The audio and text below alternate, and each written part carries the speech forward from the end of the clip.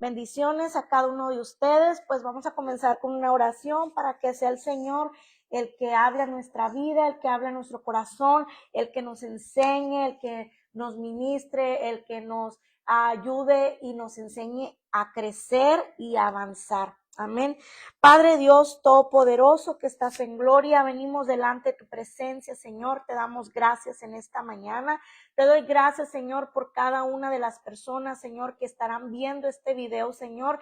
Te pido en este día, Señor, en este momento, que seas tú tomando el control de tu santa palabra, Señor, porque es tuya, Señor, pero que sea el Espíritu Santo el que hable a través de mi boca, Señor, y a través de tu palabra, Señor, y que cada uno de los que escuchen, Señor, no solamente seamos oidores, sino hacedores de tu palabra, Señor, y que podamos crecer y podamos avanzar, Señor, como decía ese canto, Señor, para poder ayudar a este mundo en necesidad, Señor, porque solamente es con tu Espíritu Santo que podremos hacerlo, Padre. Nuestras fuerzas nada podemos hacer, separados de ti nada podemos hacer, Señor. En el nombre de Jesús, a ti la gloria, a ti la honra por siempre y para siempre. Amén. Amén, gloria a Dios. Pues en esta mañana, hoy comenzamos el estudio, les había comentado en uno de los estudios de los miércoles que tenía en mi corazón compartir este estudio sobre ministrando los dones y los frutos del Espíritu Santo. Es un estudio muy profundo, muy extenso, porque va abarcando todas las ramas de lo que es el servir, lo que son los dones, lo que son los frutos del Espíritu Santo y lo que es cada área en que podemos servir a Dios. Muchas veces piensan que solamente servir a Dios es en un púlpito, servir a Dios es arriba donde te ven, pero no, hay muchas maneras de servir a Dios y en muchos lugares donde se puede servir a Dios. Entonces, es un tema que es muy, muy profundo. Entonces, se va a abarcar varias semanas porque solamente van a ser los jueves. Entonces, vamos a comenzar hoy con la introducción. Primeramente, la introducción del día de hoy es: tú eres ungido para ser ministro del Señor. Dice la palabra en Lucas 4:18, el Espíritu del Señor está sobre mí, pues me ha ungido para dar buenas nuevas a los pobres, me ha enviado a sanar a los quebrantados de corazón, a pregonar libertad a los cautivos y vista a los ciegos y a poner en libertad a los oprimidos. Entonces, el objetivo de este tema es que el discípulo, aquel que quiere aprender, porque somos discípulos del Señor, ¿verdad? No lo sabemos todo, en este caminar tenemos que ir aprendiendo y aprendiendo. Entonces, el discípulo, cada uno de nosotros comprendamos lo que es la unción y podamos experimentarla para poder ser más efectivo en el ministerio y servir eficazmente. Como lo dije ahorita en la oración, en nuestras fuerzas no podemos hacer nada, en nuestra sabiduría no podemos hacer nada, porque un humano y un ser humano es muy limitado. Entonces, para hacer como lo que dice este versículo, Lucas 4:18, dar buenas nuevas a los pobres, sanar quebrantados de corazón, pregonar libertad a los cautivos, dar vista a los ciegos, poner en libertad a los oprimidos, no es como algo que vamos y aprendemos en un instituto bíblico y agarro el título y listo. No, no es así, es algo mucho más. Estamos hablando del poder de Dios moviéndose a través de un ser humano. Entonces, eso es lo que vamos a tratar de ver hoy, de comprender lo que es la unción y que así la podamos experimentar y podamos nosotros ser más efectivos en el ministerio y poder servir a Dios eficazmente. La unción es la habilidad dada por Dios al creyente. ¿Para qué? Para hacer la obra del ministerio y para que pueda servir. Ungir significa untar, aplicar un ungüento, un aceite, poner aceite con el fin de consagrar. El acto físico de ungir con aceite es la confirmación de un llamado o función sellado por el Espíritu Santo, en el cual el aceite es solo un símbolo visible, como lo muestra a través de la Biblia. Usaban antes, cuando iban en tiempos de antes, ¿verdad? La unción había sido como para sellar la consagración a Dios de personas que fueron llamadas a funciones especiales. Por ejemplo, lo vemos a lo largo de la Biblia. Por ejemplo, reyes, sacerdotes, profetas. Entonces, mediante el acto de ungir, se habita a cualquiera que recibe unción para que cumpla las funciones que se les asigna. Entonces, cuando se iba a poner un nuevo rey o cuando se iba a poner un nuevo siervo de Dios, ¿verdad? Sacerdote, tenían que ir, o iba un siervo de Dios, ya sea el mayor de ellos era el profeta, iba y ungía a esta persona, le iba y le vertía aceite en ellos. Entonces la Biblia lo muestra en la unción para que lo podamos entender físicamente como el aceite. Entonces vemos también, sabemos que a menudo nos referimos a nuestro Señor Jesucristo como Cristo, ¿verdad? Incluso cuando utilizamos el nombre completo Jesucristo, lo hacemos como un nombre, pero ni sin entender cómo Jesús, el Cristo. Esta terminología procede de los primeros cristianos. En el Nuevo Testamento encontramos el término en varias ocasiones, en muchas ocasiones. Jesús fue llamado el Cristo porque cumplió con todo lo que su título implicaba. El término es hebreo, que es masía, y el verbo ungir, de modo que la expresión significa el ungido. Si lo traspasamos a castellano, al español que nosotros hablamos, obtenemos Mesías. Y si lo traducimos al griego, obtendremos Cristos. Y en otras palabras podemos decir Jesús el Cristo. O sea, quiere decir Jesús el Cristo, Jesús el ungido.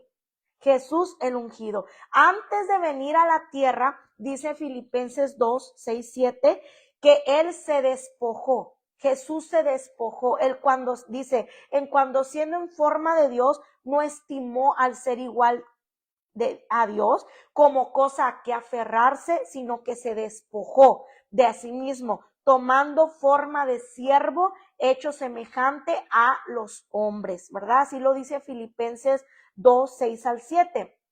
Y él vino como un hombre cualquiera, nació de una mujer, pero bajo la unción del Espíritu Santo. Esto quiere decir que él sanó todos los enfermos, sanó leprosos, sanó ciegos, echó fuera de demonios y resucitó muertos, no como Dios, como lo que él era, sino como un hombre humano de carne, de hueso, que sentía, que tenía hambre, que tenía sed. O sea, era un hombre literal, ¿verdad? Como nosotros, pero lleno del Espíritu Santo. Si Jesús lo hizo, nosotros también podemos hacerlo. De hecho, ¿por qué? Porque Él lo prometió en la palabra, que cosas mayores haríamos nosotros, en Juan 14, 12. Entonces, el propósito de la unción es que antes de Jesús comenzar su ministerio a la edad de 30 años, vino ¿a quién? Vino a Juan el Bautista para ser bautizado en agua. Y en el momento del bautismo, Juan testifica que dice en Juan 1:33, y vi al Espíritu Santo que descendía del cielo como una paloma y permaneció sobre él. y yo no le conocía, pero el que me envió a bautizar con agua, aquel me dijo, sobre quien veas descender el Espíritu y que permanece sobre él, ese es el que bautiza con el Espíritu Santo, ¿verdad? Entonces esa fue la señal que recibió Juan el Bautista, que cuando él viera que a la persona que bautizara con agua, que quién fue el que lo mandó, el mismo Dios lo mandó a él, le dio ese llamado para abrir el camino para el arrepentimiento y así bautizar en agua, pero le dijo Dios que iba a venir alguien con el que iba a reposar el Espíritu Santo y se iba a quedar sobre él, y que él era el que iba a bautizar con el Espíritu Santo. Juan bautizaba con agua, pero venía otro mayor que él, que era el que iba a bautizar con el Espíritu Santo, y ese era nuestro Señor Jesucristo. También el mismo Señor Jesucristo, al momento de que él inició su ministerio en la sinagoga, dice la palabra en Lucas 4:18 que él estaba apenas comenzando su ministerio a predicar, a dar la palabra, las buenas nuevas, y se encontraba en la sinagoga y él leyó, ¿verdad?, el libro del profeta Isaías. Le abre el libro del profeta Isaías, estaba en la sinagoga y dice en Lucas 4:18, y habiendo abierto el libro, halló el lugar donde estaba escrito: el Espíritu del Señor está sobre mí, por cuanto me ha ungido para dar buenas nuevas a los pobres, me ha enviado a sanar a los quebrantados de corazón y a sanar las vendas, ¿verdad? A sanar todos aquellos heridos, a traer libertad a los cautivos, a pregonar libertad al oprimido. Entonces la palabra clave es ¿para qué? ¿Para qué vino el Espíritu Santo sobre Jesús? Si él ya era el Hijo de Dios, ¿verdad? Entonces, nótese que de todos los propósitos que nos dice Lucas 4:18, ninguno de ellos tiene que ver con un beneficio personal o un beneficio egoísta para el Señor, sino que la intención es bendecir a otros. No podemos nosotros perder de vista que la unción es para sanar a los enfermos, para expulsar demonios, para predicar el evangelio, para hacer milagros, y que el fin es que Jesús sea exaltado. Esta es la razón principal por la cual fuimos consagrados, fuimos separados para servir. Cuando los hombres y las mujeres usan la unción para autopromoverse, para sacar ganancias deshonestas, para alcanzar fama o para alcanzar posesiones, entonces su carrera siempre va a terminar mal. Porque afuera hay un mundo enfermo. Afuera hay un mundo lleno de inseguridad, afuera hay un mundo lleno de miedo, de depresión, de tristeza, de amargura, de soledad, de vacío, sin dirección, que necesita a alguien con el Espíritu Santo que pueda venir y romper todo yugo de esclavitud, a vicios y todo tipo de opresiones, y esa es la unción de Dios. La unción es Dios haciendo sus obras usando nuestra humanidad. Uno no tiene el poder, uno no tiene todo el conocimiento. Nunca va usted a terminar de aprender este libro maravilloso. Nunca puede usted llegar a decir: ya lo alcancé todo y ya llegué a mi límite. Nunca, porque la inmensidad de Dios es infinita. Él es eterno, él nunca termina, no tiene fin. Entonces, nosotros sí, a nosotros nuestra perspectiva, nuestra vista, todos está a corto alcance, tenemos limitaciones, en fin, pero él no.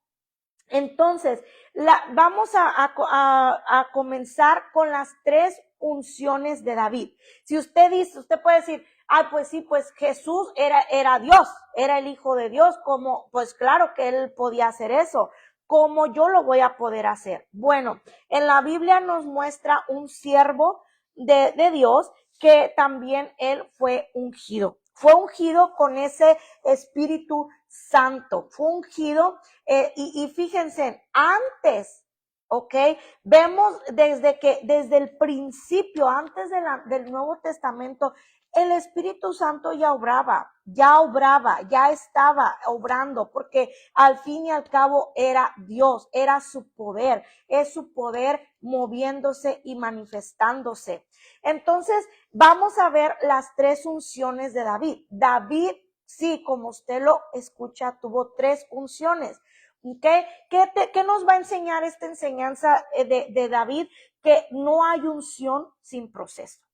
No queramos, todos queremos unción, todos queremos ser, ¿verdad? Que Dios nos use con poder y con gloria, todos queremos eso, pero no queremos pasar el proceso, no queremos pagar el precio para poderlo conseguir. Y David era un humano como nosotros. David tenía limitaciones como nosotros. David era pequeñito también como nosotros, pero Dios lo ungió. Pero también como lo ungió, lo procesó hasta llegar a ser ahora lo que conocemos el rey David, ¿verdad? Uno de los grandes guerreros que nos muestra la palabra de Dios. Entonces, la primera unción viene ordenada por el cielo. La primera unción de David viene ordenada por el mismo cielo. En 1 Samuel 16, del 12 al 13, dice, ahora bien, David era hijo de un hombre llamado Isaí, un efrateo de Belén en la tierra de Judá. En ese tiempo Isaí era anciano y tenía 8 hijos. Sus 3 hijos mayores, Eliab, Abinadab y Simea, ya se habían unido al ejército de Saúl para pelear contra los filisteos, ¿verdad? Entonces, el acto de ungir con este aceite, vemos aquí primero nos muestra ¿quién era David? ¿Quién era David? Era hijo de un hombre, ¿verdad?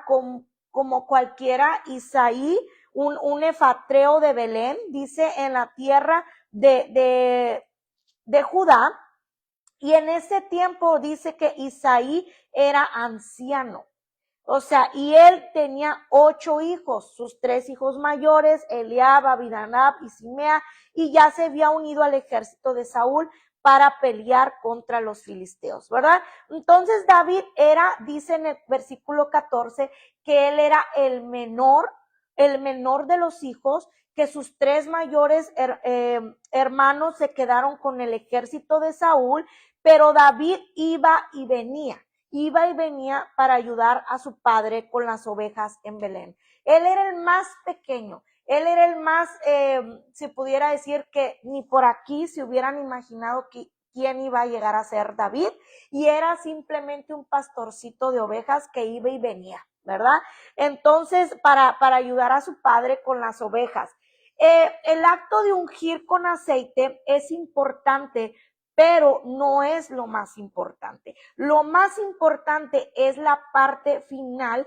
Vemos en el verso 13. Y el Espíritu del Señor, ¿verdad? Vino con gran poder sobre David a partir de ese día. Entonces, vemos en el versículo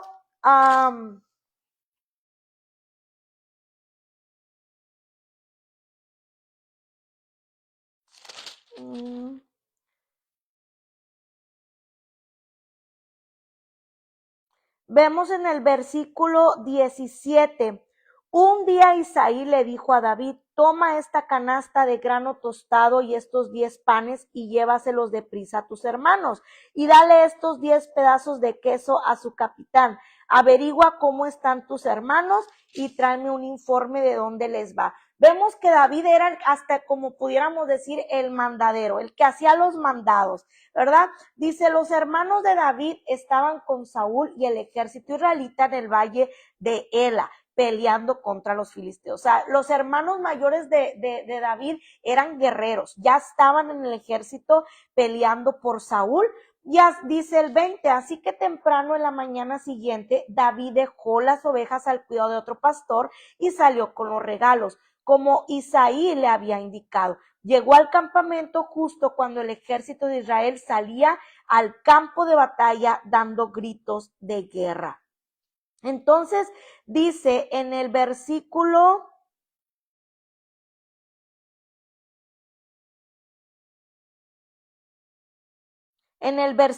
28, pero cuando Eliab, el hermano mayor de David, lo oyó hablar con los hombres, se enojó. ¿Qué estás haciendo aquí?, le reclamó. ¿Qué pasó con esas ovejas que se supone que deberías estar cuidando? Conozco tu orgullo y tu engaño, solo quieres ver la batalla. ¿Qué hice ahora?, contestó David. Solo hacía una pregunta. Entonces caminó hacia otros y les preguntó lo mismo y recibió la misma respuesta. Vemos que a él lo menospreciaban. David, él tenía ya tenía dentro de él el querer enfrentarse a esos gigantes, el querer venir y pelear también, ser un guerrero, ¿verdad? Pero ellos, como sus hermanos, lo veían inferior, lo veían pequeñito, le decían, ay, ¿qué estás haciendo aquí? Nomás estás de aquí de fisgón, ¿verdad? Viendo a ver qué. Y él, pero no sabía lo que ya Dios había depositado en él. Entonces fue el Espíritu Santo en la vida de David quien lo convirtió en una persona exitosa en todas sus responsabilidades. Era notorio porque el Espíritu Santo ya estaba con él. Entonces, vemos aquí, ¿verdad? Entonces un siervo le dijo a Saúl, uno de los hijos de Isaí de Belén tiene mucho talento para tocar el arpa. No solo eso, dice, es un guerrero valiente, un hombre de guerra y de buen juicio. También es un joven bien parecido y el Señor está con él. Vemos que empiezan a buscar más adelante, ¿verdad? Un músico para el rey. Y llega al palacio real, llega David a servir. Y cuando tocaba la atmósfera, cambiaba. La unción que tenía David era fuerte cuando tocaba, era poderosa cuando adoraba. Y aún dice la palabra que los espíritus inmundos huían delante de la manifestación del Espíritu Santo de Dios. No nomás es, por ejemplo, tocar instrumentos, cantar bonito, saber tocar instrumento. Eso cualquiera lo puede hacer. Cualquiera puede aprender a tocar un instrumento. Cualquiera que quiere y que le guste y que tenga el deseo puede aprender a cantar y cantar bonito, pero no es lo mismo saber que tener la unción, tener el Espíritu Santo de Dios, porque eso se puede ver muy bonito y se puede escuchar bonito, pero la unción del Espíritu Santo es la que hace que sucedan cosas sobrenaturales. Entonces, no se trata solo de tener talento y ser valiente. Hay que ser lleno y caminar bajo la unción del Espíritu Santo. David tuvo éxito, vemos también contra Goliat. David, ¿por qué? Porque ya había sido ungido y el Espíritu Santo está poderosamente sobre David. Cuando enfrentó a Goliat, David dijo lo siguiente en la conversación previa con Saúl. Vemos en el 17, 1 Samuel 17, 37. Le dice, el mismo Señor que me rescató de las garras del león y del oso, me rescatará de este filisteo. Así que Saúl por fin accedió. Está bien, adelante, y que el Señor esté contigo, ¿verdad? Entonces, desde que cuidaba, vemos las ovejas y las cabras, David reconoce que Dios era quien lo guardaba. Y ya sabemos el resto de la historia, que una sola piedra del arroyo fue suficiente, pero que quede claro que no fue la piedra, sino el gran poder del Espíritu Santo en la pequeña piedra que usó David, ¿verdad? Entonces vámonos a 1 Samuel 18, 15, donde dice, Cuando Saúl reconoció esto, le tuvo aún más miedo.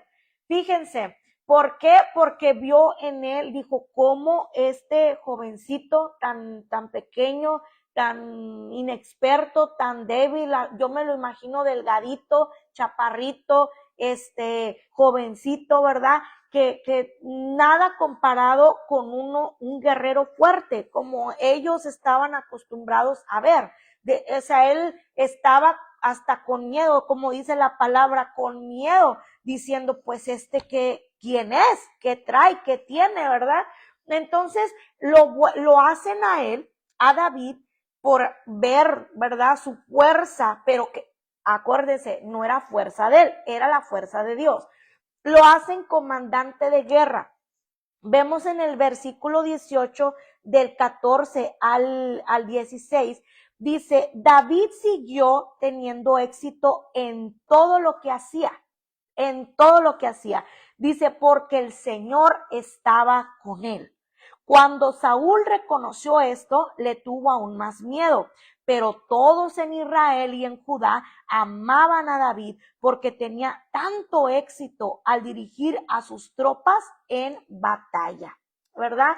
Entonces, vemos aquí que a él, ¿verdad? Lo hacen ya, como se puede decir, comandante, ¿verdad? Del ejército, y toda la gente pues sí, lo quería y lo admiraba porque decía, wow, todo lo que hace David le sale bien, todo lo que emprende es exitoso, todo lo que hace le sale bien. ¿Por qué? Porque era David, tenía mucho conocimiento, no. Porque era David, era muy inteligente, no. Porque era muy fuerte, no. Porque Dios estaba con él, ¿verdad? Entonces vemos que lo hacen comandante de guerra, y la razón del éxito, la razón de las victorias, de la admiración de la gente, de la aprobación de la gente, es esta, que el Señor estaba con él. Entonces leemos el verso 15, dice que revela algo muy interesante en el verso 15 del 18, dice que cuando reconoció la presencia de Dios en David, Saúl la reconoce, le tuvo aún más miedo. ¿Por qué? Porque cuando Dios está con uno, cuando Dios está con una persona, su presencia está con esa persona, su respaldo está con esa persona, no hay ni quien se interponga ni interfiera. Entonces, tus enemigos en un momento van a notarán la presencia de Dios en tu vida y te van a temer más. David se sigue acercando, vemos que se sigue acercando al trono de una manera gradual. Se convertirá, ahora vemos más adelante, en el yerno del rey Saúl, en el yerno del rey loco que intenta matarlo. Vemos en el versículo 17, dice, cierto día Saúl le dijo a David, estoy listo para darte a mi hija mayor, Merab, por esposa, pero antes deberás demostrar que eres un guerrero de verdad al pelear las batallas del Señor. Pues Saúl pensó, voy a enviar a David contra los filisteos y dejar que ellos lo maten, en vez de hacerlo yo mismo. O sea, fíjense, en David, él, ¿verdad? Ya estaba un camino preparado para él. Ya estaba un propósito, un llamado del Señor, que David iba a ser el próximo rey, que Dios iba a desechar a Saúl y iba a poner a David como rey. Pero esto no sucedió luego. Esto fue paso por paso. David tenía que ir creciendo, así como nuestro Señor Jesucristo dice en la palabra que a los 12 años él iba creciendo en estatura y en sabiduría y en gracia. Entonces, asimismo, todo es paso a pasito, pero vamos viendo que David se va acercando cada vez más hacia el trono. Entonces, Saúl, pues le comienza a tener un odio, le comienza a tener unos celos, una envidia, porque dijo, ¿qué le pasa a este niño? ¿Verdad? Para él era un niño, era un jovencito que no sabía nada. Y entonces lo quiere matar, pero no se atreve a matarlo él, sino que dice Saúl, no, mejor lo mando, le digo que le voy a dar a mi hija y lo mando a que se enfrente con los filisteos y así los filisteos lo matan. Yo no tengo que matarlo. Entonces, no quería en realidad Saúl darle a su hija, sino quería que lo mataran. No era un plan de boda, sino era un plan de muerte. Y Saúl, vemos, ¿verdad?, que le dio su hija mayor a otro, engañando a David. En el 18, versículo 20-21, dice, mientras tanto Mical, otra hija de Saúl, se había enamorado de David. Y cuando Saúl se enteró, se puso contento. Me da otra oportunidad para que los filisteos lo maten, se dijo Saúl. Asimismo, pero a David le dijo, hoy tienes una segunda oportunidad para llegar a ser mi yerno. Después Saúl instruyó a sus siervos para que le dijeran a David, el rey te aprecia mucho al igual que nosotros. ¿Por qué no aceptas lo que el rey te ofrece y te conviertes en su yerno?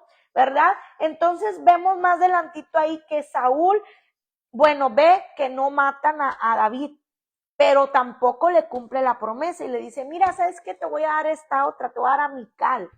Y pues David bien contento y dice, bueno, está bien. Y los demás siervos de ahí le empiezan a decir, mira, sí estaría bien que te hagas yerno de Saúl y esto y lo otro, acepta el trato que te está dando. Entonces, nada, Saúl pide la vida, le dice, te digo David que me traigas la vida de 200 filisteos. Y Saúl, pensando en sus limitantes físicas y humanas, ¿verdad?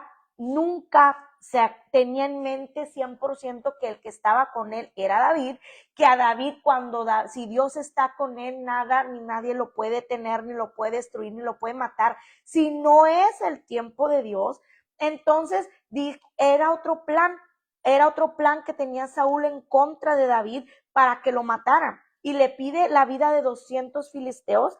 ¿Y qué creen que pasa? Pues que David cumple con lo que le pide para poder casarse con Mical. Entonces lo que Saúl usaba para intentar matarlo, vemos aquí que Dios lo usaba para irlo acercando más al trono. Entonces, primero comenzó, ¿verdad?, siendo el músico del rey. Después comenzó siendo general del rey, después siguió y se hizo el yerno del rey. O sea, vemos que cada vez iba más cerca del trono y era Dios quien lo iba poniendo y lo iba llevando a través hasta acercarlo al trono. Vemos también, ¿verdad?, aquí que hemos visto durante toda esta historia, ¿verdad? Vemos la primera unción, cómo se vuelve después músico del rey, se vuelve comandante, ¿verdad? De Saúl, y vemos ahora la segunda unción de él, y comienza en 2 Samuel, en el segundo libro de Samuel,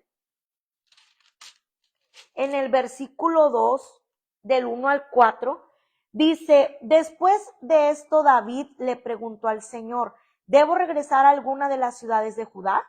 Sí, respondió el Señor. ¿A qué ciudad debo ir? Preguntó David. A Hebrón, contestó el Señor. Las 2 esposas de David eran Ahinoam de Jezreel y Abigail, la viuda de Nabal de Carmelo. David, sus esposas y los hombres de David junto con sus familias se mudaron a Judá y se establecieron en las aldeas cercanas a Hebrón. Después llegaron los hombres de Judá y ungieron a David rey del pueblo de Judá. Esa es la segunda unción de David. La primera fue cuando Dios manda al profeta Samuel a buscar a David, al hijo de este anciano, ¿verdad? Y él pensaba que Samuel pensaba en los 3 hombres fuertes, guerreros, hermanos mayores de David, y no, era David, era el más pequeño de los hijos de este anciano, de este hombre, y lo unge. lo unge, le dice que él va a ser el próximo rey, ¿verdad? De Israel, que Dios lo ha mandado a ser el próximo rey. Pero no es inmediatamente. Vemos todo lo que va pasando David. Entonces ahora llega, ya es yerno de Saúl y llega a ser ungido rey de Judá. Esa es la segunda unción de David. Vemos que entra entre la unción de Belén, en el pueblito de Belén, donde él era pastor de ovejitas, y la unción en Hebrón para reinar sobre Judá, la parte sur de Israel. Pasaron aproximadamente 13 años. 13 años. El éxito y el crecimiento dado por el Espíritu Santo nos va a llevar a que otras personas reconozcan que tenemos un llamado de parte de Dios. ¿Ok? Ahora viene la tercera unción. Es en Hebrón también. Y es para ensanchamiento. En 2 Samuel 5, del 1 al 5, dice, luego todas las tribus de Israel fueron a David en Hebrón y les dijeron, somos de la misma sangre en el pasado. Cuando Saúl era nuestro rey, en realidad era usted quien dirigía el pastor de mi pueblo Israel. Tú serás el líder de Israel. De modo que allí en Hebrón el rey David hizo un pacto ante el Señor con todos los ancianos de Israel y lo ungieron rey de Israel. O sea, ya no solamente iba a ser el rey de Judá, ahora ya lo estaban ungiendo otra vez como el rey de Israel. David tenía 34 años cuando comenzó a reinar y reinó 40 años. Había reinado sobre Judá desde Hebrón 7 años y 6 meses y desde Jerusalén reinó sobre todo Israel y Judá por 33 años. Después de 7 años y medio reinó sobre todo Jerusalén. La segunda unción llevó a David a reinar en cierta parte, pero la tercera lo llevó a reinar sobre todo. La primera unción lo llevó hacia arriba, pero la tercera lo llevó hacia afuera. Puede pasar muchos años y diferentes procesos en la vida. Podemos incluso estar cerca de la muerte, porque si vemos a lo largo de la historia de David, cuando Saúl lo quería matar, va y se mete a la cueva y después sale victoriosa. Prueba tras prueba tras prueba, pareciera una película de acción. Entonces vemos que aunque diferentes procesos en la vida, y no fue del primer ungimiento ya se hizo rey y vámonos. No, pasaron años. David esperó 13 años. Mientras, ¿qué nos enseña? Que puede pasar muchos años y diferentes procesos en la vida. Podemos incluso estar cerca de la muerte, pero mientras hagamos la voluntad de Dios, la promesa sigue teniendo vigencia. ¿Por qué? Porque las promesas de Dios se cumplen. Él no es hombre para que mienta, ni hijo de hombre para que se arrepienta. El tiempo de la promesa siempre será más grande que el tiempo de la espera. David esperó 13 años, pero reinó 40. Las bendiciones de la promesa siempre serán más grandes que los procesos en la espera. Dice el Salmo 41:3, con paciencia esperé al Señor, que el Señor me ayudara. Y Él se fijó en mí y oyó mi clamor. Me sacó del foso de la desesperación, del lodo y del fango, puso mis pies sobre el suelo firme. A medida que yo caminaba, me estabilizó. Me dio un canto nuevo para entonar, un himno de alabanza a nuestro Dios. Muchos verán lo que Él hizo y quedarán asombrados, pondrán su confianza en el Señor. Y el Salmo 47:8 dice, entonces dije, aquí estoy, como está escrito acerca de mí en las Escrituras. Me complace hacer tu voluntad, Dios mío, pues tus enseñanzas están escritas en mi corazón. También lo dice, en mi corazón he guardado los dichos de tu boca para no pecar contra ti, ¿verdad? Entonces, vemos la unción. Ya vimos que así como Dios obró en David, también Dios lo puede hacer con nosotros. ¿Hay requisitos para experimentar y vivir bajo la unción del Espíritu Santo? Sí. Sí. La primera es conocer al Espíritu Santo.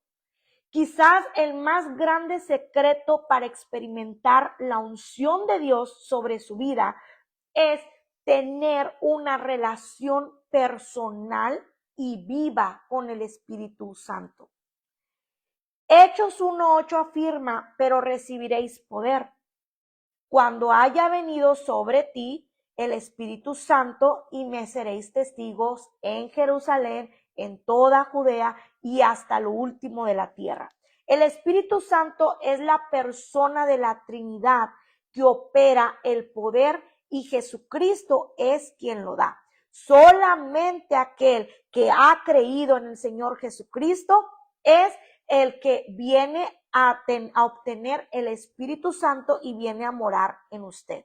Como lo dice Juan 7:37, en el último y gran día de la fiesta, Jesús se puso de pie y alzó la voz diciendo, si alguno tiene sed de mí, venga a mí y beba, ¿verdad? Entonces, hay quienes se enamoran de las cosas de Dios, de la iglesia, del ministerio, de sus bendiciones o de la provisión que Dios les da, pero el secreto no es ese. El secreto es enamorarse de Él. Porque muchos pueden estar en la iglesia sirviendo, haciendo aquí, haciendo allá, haciendo acá, pero la relación con el Espíritu Santo, la relación con Dios está olvidada. Entonces, están haciendo las cosas muchas veces porque ya lo sé, porque ya sé esto, porque ya tengo años y porque yo conozco y porque yo sé, pero se ha perdido esa dependencia del Espíritu Santo. Entonces, cuando realmente tú le conoces y te relacionas con el Espíritu Santo, te vas a alejar del pecado, de los afanes de este mundo y de cualquier cosa o de cualquier persona que te quiera apartar de él. Estás ya más consciente de haber encontrado a alguien inigualable. Lo segundo es creer. Para vivir y para experimentar la unción de Dios es indispensable tener fe. Constantemente el Señor te va a llevar a circunstancias donde debes recordar y poner en práctica lo que dice la palabra en Marcos 16, 17, 18 y 19. Estas señales seguirán a los que creen. A los que creen. Dice, en mi nombre echarán demonios, hablarán nuevas lenguas, tomarán en las manos serpientes y si bebieren cosa mortífera no les hará daño. Sobre los enfermos pondrán sus manos y sanarán. Entonces, ¿quiénes dicen que les van a seguir estas señales? A los que creen. A los que creen. No puede ser a alguien incrédulo estar haciendo una señal de parte del poder de Dios porque eso simplemente se activa con la fe en Él. Crees en Él, que es el poder de Él, no es el tuyo, sino entonces estás haciendo otra cosa, magia o hechicería, lo que sea. Pero, en fin, debes tener fe en que Él obrará. No basta solo con orar, sino debes creer que en el momento en que te levantes para testificar y ejercer tu ministerio, el Señor hará su parte. Aquí, yo, por ejemplo, muchas veces me ha tocado dar la palabra enferma, sin fuerzas en el cuerpo. Y es cuando Dios más se glorifica. ¿Por qué? Porque ahí me muestra Él, no eres tú, soy yo. y la gente ni en cuenta de lo que yo estoy pasando o lo que me duele o cómo estoy físicamente, sino simplemente es Él, porque es Él. Él hace su parte. Y recuerda que la unción nunca es tomada por gente escéptica, sino por aquellos que ejercen fe, fe, fe en Él. Y el tercer requisito es la humildad. La única forma de permanecer en el Señor, y esto también nos enseña David, es la humildad. Y el poder también, la única forma de permanecer en el Señor y ser usado a lo largo del tiempo es mantener una actitud de dependencia de Él. Eso es humildad. O sea, dependo de Él, no de mis fuerzas, no de mi conocimiento, no de cuántos años tengo en el Señor, sino dependo de Él todos los días. El Señor mira de lejos al altivo. Si queremos que el poder de Dios se manifieste en nuestras vidas y que dicha unción perdure y crezca a través de los años, debemos mantener un corazón sencillo y no permitir que los elogios, que los reconocimientos, que los cuestionamientos o críticas también cambien, erosionen nuestro carácter. En Isaías 57:15 dice, porque así dijo el alto y sublime, que habita en la eternidad y cuyo nombre es el santo. Yo habito en la altura y la santidad, y con el quebrantado y humilde de espíritu. Él habita en la altura y en la santidad, y habita en aquel que es quebrantado y que es humilde de espíritu. Dice, para hacer vivir el espíritu de los humildes y para vivificar el corazón de los quebrantados. Él no va a habitar en un orgulloso. Y lo hemos visto a lo largo de varias enseñanzas que he dado. El orgullo es el peor y más horrible pecado que puede haber, que Dios detesta. Porque el orgullo fue el primer, se puede decir, pecado que hubo, y no fue aquí en la tierra, sino fue en el mismo cielo, a través de Satanás. Él se llenó, era un ángel de Dios y se llenó de orgullo porque se dejó llevar por los elogios, y quiso ser igual o mejor que Dios. Y terminó, ¿verdad?, siendo lo que ahora conocemos, el enemigo de nuestras almas, el enemigo de Dios, el enemigo Satanás. Entonces, el cuidado con el orgullo, y tenemos que mantener esa humildad. ¿Para qué es la unción? Bueno, para trabajar en su obra. No es para ser yo más conocido, no es para que digan, ay, mira qué bonito, ay, mira cómo le hace, ay, mira esto, es para trabajar en su obra. La unción tiene un poder transformador, pero el problema es que muchos cristianos quieren la unción para transformar a otros, pero ellos no quieren ser transformados. Y nadie que no se deje transformar por la unción del Espíritu Santo podrá ayudar a transformar a otros. Quiero decírtelo con un ejemplo muy simple. El olivo, que era de lo que se hace el aceite de olivo, aquí tengo un poquito aceite de olivo, este es puro, este es virgen. El aceite de olivo lo sacan de la oliva, de la ruedita, la verde, el olivo, y lo van machacando, triturando, presionando hasta sacar el aceite. Entonces, todos queremos la unción para sanar, para libertar, para transformar, para etcétera, pero el punto es que primero, para yo portar esto y poder hacerlo en otros, primero yo tengo que ser transformada. Y nadie que no se deje transformar por la unción del Espíritu Santo va a poder ayudar a otros. ¿Cómo se recibe y cómo se mantiene la unción? Dice el Salmo 105:4, buscad a Jehová y su poder, buscad siempre su rostro. A Dios y su poder, que es su Espíritu Santo, se les debe buscar como una persona y de muy cerca para buscar su rostro. Buscar siempre su rostro habla de intimidad, de permanencia. ¿Ustedes cómo creen que David llegó a ser el escogido de Dios? Porque dice la palabra que David era un hombre conforme al corazón de Dios. David buscaba a Dios. David tal vez leía su palabra. David le cantaba salmos, tocaba con el arpa mientras estaba pastoreando sus ovejitas. Era obediente a sus padres, era obediente y sumiso a sus hermanos, a pesar de que también sus hermanos lo humillaban, lo menospreciaban, ¿verdad? Y lo vemos también con José, otro siervo de Dios, que cómo después Dios lo levantó y también cómo fue humillado, fue vendido por la envidia, por sus hermanos. Entonces, es una persona que busca el rostro de Dios en intimidad y que permanece en él. Nadie que no lo busque en intimidad y de continuo va a poder ser ungido de Dios.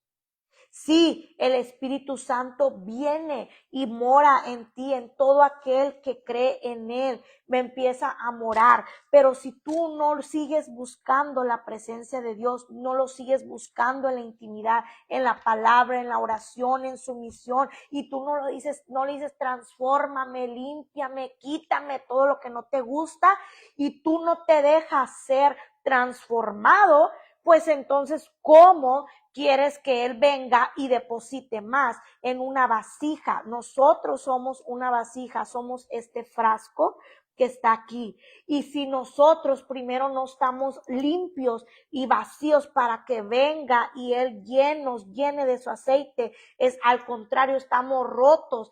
Si está roto el frasco, se va a salir el aceite, no se va a retener. Si estás lleno de otra cosa que no es él, entonces ¿cómo no puede mezclarse el aceite del Señor, su unción, su presencia con otra cosa? Entonces, ¿cómo se mantiene la unción? Dijimos que el aceite es figura de la unción y voy a usar algunas características de este aceite para cuidar el aceite, materialmente aceite de oliva, ¿verdad? Pero así podemos entender cómo cuidar la unción. Primero, el número 1 es que el aceite se evapora. Si yo no reemplazo regularmente este aceite, o sea que lo estoy continuamente llenando, porque este aceite se va a evaporar. Y al tiempo, si yo no uso este aceite, se va a evaporar, se evapora, como que se esfuma y nomás queda ciertos rasgos aquí de que, aquí había aceite y ya no hay, ¿verdad?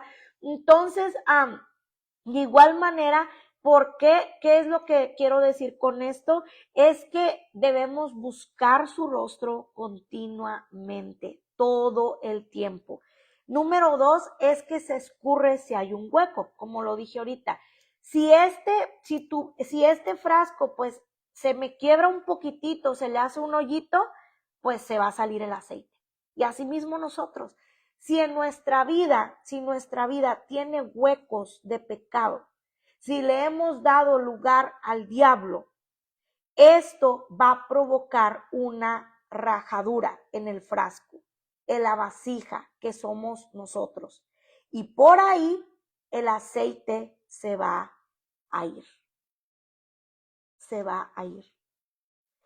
3, deposítalo en otros. Contrario a lo que pasa con el aceite natural, que entre más lo usas, ¿verdad? Pues lo estoy use, menos hay. Pero el aceite de la unción, entre más lo usas, más aceite tienes. Porque si dejas de usar esa presencia de Dios que Él te ha dado, entonces, ¿qué va a pasar?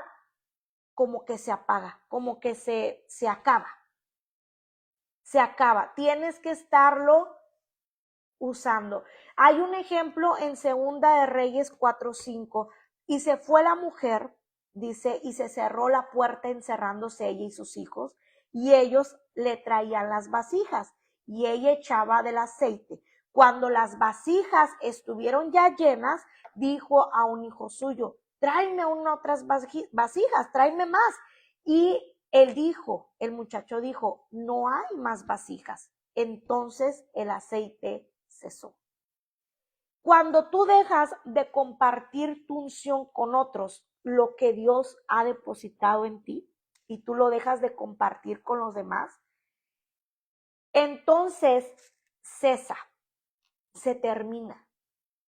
Pero mientras más la compartas, cuanto más viertas en otros vasos de lo que Él te da y tú la estás dando, habrá más y más y más aceite de la unción y podrás vivir siempre bajo la unción del Espíritu Santo. Vuelvo a repetir, ¿qué es la unción? Es la presencia de Dios, es su poder de una manera aún más grande. Si que nosotros queremos cumplir nuestro propósito aquí en la tierra, anhelamos tener la unción del Espíritu Santo, busca el rostro de Dios de continuo para que puedas vivir bajo la unción del Espíritu Santo. Jesús, vimos al principio, tenía el poder del Dios Todopoderoso sobre él para destruir yugos, para quitar cargas, y eso fue lo que predicó y demostró durante su ministerio. Sin embargo, la unción no se terminó en Jesús. Después de ser crucificado y antes de ascender al cielo, Jesús le pidió a sus seguidores que esperaran en Jerusalén hasta que fueran bautizados con el Espíritu Santo para que recibieran el poder. En Hechos 1, 4 al 8. La palabra Cristo no es cualquier otro nombre que se le da a Jesús, sino es definitivamente el ungido. Ahora bien, la palabra cristianos significa más que solo seguidores de Jesús. Esta significa los ungidos. Si tú estás en Cristo, hay una unción para tu vida, para que cumplas con todo lo que se te ha llamado a hacer. No importa qué tan grande o pequeña sea tu trabajo dentro del servicio a Dios. Para todo lo que haya sea tu llamado, para todo lo que sea tu propósito, la área donde Dios te ha puesto, se necesita el Espíritu Santo de Dios. Y eso es lo que vamos a seguir viendo, porque a veces pensamos, no, pues es en mis fuerzas, es en mi conocimiento. No, mire, nomás métase con Dios, métase a la palabra y ahí va a descubrir y vamos a aprender todo lo que es, vamos a estar viendo desde los dones, los talentos, los frutos del Espíritu Santo y aún todas las áreas en las que Dios te puede usar, y te vas a dar cuenta de que desde un pastor, que es cómo debe ser el corazón de un pastor, lo enseña la Biblia, hasta aquel que abre la puerta en la iglesia. Todos necesitan la unción del Espíritu Santo. No hay trabajo para Dios pequeño o muy grande. O sea, todos necesitamos el Espíritu Santo, la unción del Espíritu Santo. ¿Para qué? Porque es para no beneficio nuestro, es beneficio de aquel que vas a servir. Aquel siervo de Dios es aquel que se humilla, es aquel que se despoja de sí mismo, es aquel que, como dijo Jesús, yo vine para servir, no para ser servido. Es el que se baja y dice, aquí estoy, aquí está la oración, aquí está la palabra, aquí está lo que tengo de parte de Dios para ti. Esto es recibir y dar, recibir y dar. Vamos a orar en esta mañana y vamos a darle primeramente gracias a Dios porque nos ha dado todo lo necesario para que usted y yo podamos cumplir con la asignación que se nos encomendó. Vamos a rogar por una unción fresca del Espíritu Santo, que vamos a pedirle que queremos ver su manifestación sobrenatural en las vidas de las personas, las nuestras primeramente, y en las personas que Él opere a través de nuestro trabajo en la obra. Y vamos a pedirle eso para que su nombre sea glorificado. Amén.